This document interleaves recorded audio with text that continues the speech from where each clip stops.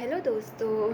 आज 24 फरवरी को प्रतिवर्ष पिथौरागढ़ ज़िले का जन्मदिवस मनाया जाता है। तो इसका इतिहास क्या है, हम संक्षिप्त में समझते हैं।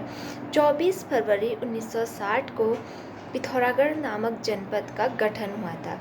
इसके साथ ही दो अन्य जिले चमोली और उत्तरकाशी का गठन भी 24 फरवरी 1960 को किया गया था। ये तीनों जनपद जो हैं चीन की सीमा से सटे हुए हैं, तो इसीलिए इनका जो था गठन एक ही साथ किया गया था। इसी के साथ फिर पिथौरागढ़ ज़िले का जो पिथौरागढ़ ज़िले से अलग होकर चंपावत ज़िले का गठन 1997 में किया गया।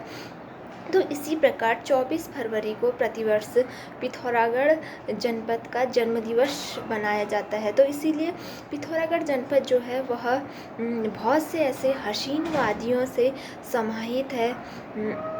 इसमें बहुत से मंदिरों के बारे में कहें या फिर इसकी सुंदरता या फिर आवाजाही के लिए अन्य मतलब जैसे चीन सीमा से लगा हुआ है, तो चीन की तरफ जाने के लिए या फिर नेपाल जाने के लिए सुचारू रूप से सुगम मार्ग है इसमें। तो इससे ही कैलाश पर्वत की यात्रा भी की जाती है पिथौरागढ़ जनपद से ही।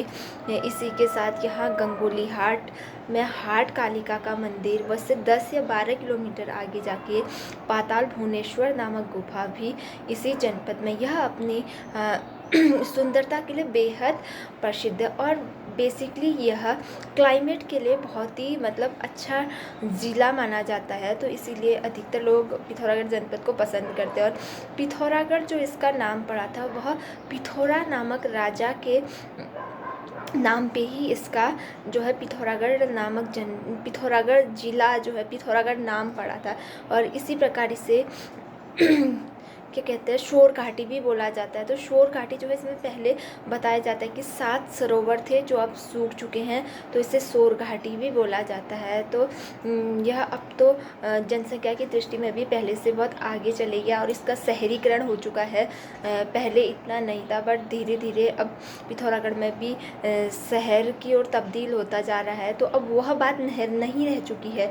जो पिथौरागढ़ एक समय पे शांत माहौल के लिए जाना जाता था, अब पिथौरागढ़ में वो बात नहीं रह चुकी है, क्योंकि कोई भी अगर जगह शहरीकरण की ओर तब्दील होगी तो उसमें बहुत सारी चीज़ें निगेटिव भी होती है, ऐसा नहीं है। तो इसीलिए 24 फरवरी 1960 को पिथौरागढ़ ज़िले का गठन हुआ था। तो इसी के साथ 24 फरवरी को प्रतिवर्ष इसका जन्मदिवस के रूप में मनाया जाता है। Thank you.